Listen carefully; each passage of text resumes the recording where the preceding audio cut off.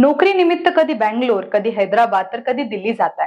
तुम्ही जर जास्त ट्रान्सफर होणाऱ्या नोकरीत असाल किंवा सतत इतर राज्यांमध्ये प्रवास करणारे असाल तर तुम्हालाही वाटतं का गाडी घेऊयात पण आरटीओ ची झंझट नको। मित्रांनो, राज्य बदललं की रजिस्ट्रेशन बदलावं लागतं, इन्शुरन्स मध्ये अडचण येते, पण आता या सगळ्याला एकाच झटक्यात गुड बाय म्हणण्यासाठी भारत सरकारने सुरू केली आहे एक भन्नाट scheme, BH series number plate. आज आपण अशा एका विषयावर बोलणार आहोत जो तुमच्या गाडीच्या नंबर प्लेटशी थेट संबंधित आहे। ही फक्त एक नंबर प्लेट नाही, ही आहे बीएच म्हणजेच भारत सिरीज नंबर प्लेट।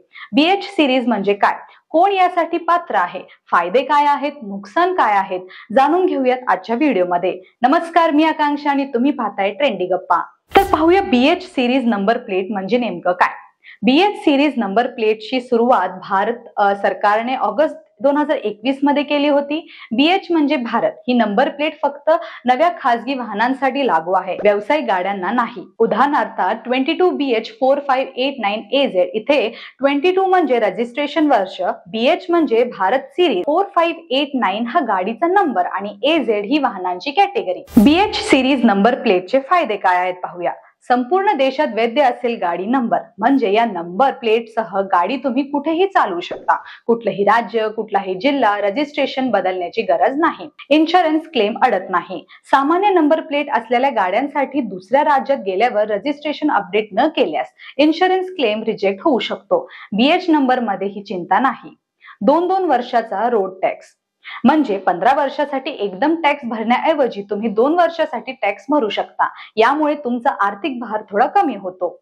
वाहन सहज विकता येतं, बीएच नंबरमुळे वाहन देशभरात कुणालाही विकण्यास अडचण येत नाही। तर कोण पात्र आहेत बीएच नंबरसाठी? सरकारी कर्मचारी, राज्य केंद्र शासनाचे कर्मचारी, पीएसयू, बँक वगैरे, डिफेन्स चे कर्मचारी, खासगी कर्मचारी, ज्यांच्या कंपनीचे कार्यालय 4 किंवा अधिक राज्यांमध्ये असतील अशी लोक। रजिस्ट्रेशन प्रक्रिया कशी आहे पाहूया। वाहन पोर्टलवर ऑनलाईन अर्ज करावा लागतो। खासगी कर्मचाऱ्यांनी फॉर्म 60, वर्क सर्टिफिकेट आणि एम्प्लॉय आयडी दाखवावी लागते। गाडीची पात्रता तपासली जाते, आरटीओ कडून मंजुरी मिळाल्यावर टॅक्स भरावा लागतो आणि मग मिळतो बीएच सिरीज नंबर। तर काही तोटे आहेत का?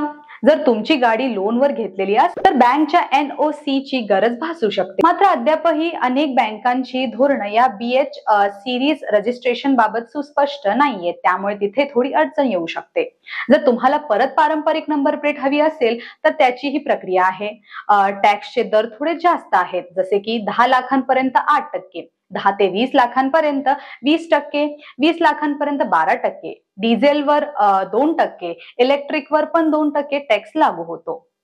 तर मंडळी, बीएच सिरीज नंबर प्लेट ही खरोखरच मोबाईल आणि ट्रान्सफरेबल लाईफस्टाईल असणाऱ्यांसाठी एक वरदान आहे। तुमचं काम वेगवेगळ्या राज्यांमध्ये असेल अथवा तुम्ही सरकारी किंवा मोठ्या प्रायव्हेट कंपनीत आहात तर बीएच सिरीजचा विचार नक्की करा, कारण यामुळे देशभरात एकच रजिस्ट्रेशन, कमी टॅक्स प्रेशर आणि 0 इन्शुरन्स झंझट असेल। तुमच्याकडे बीएच सिरीज वर काही अनुभव, शंका किंवा सल्ले असतील तर कमेंट करून नक्की सांगा।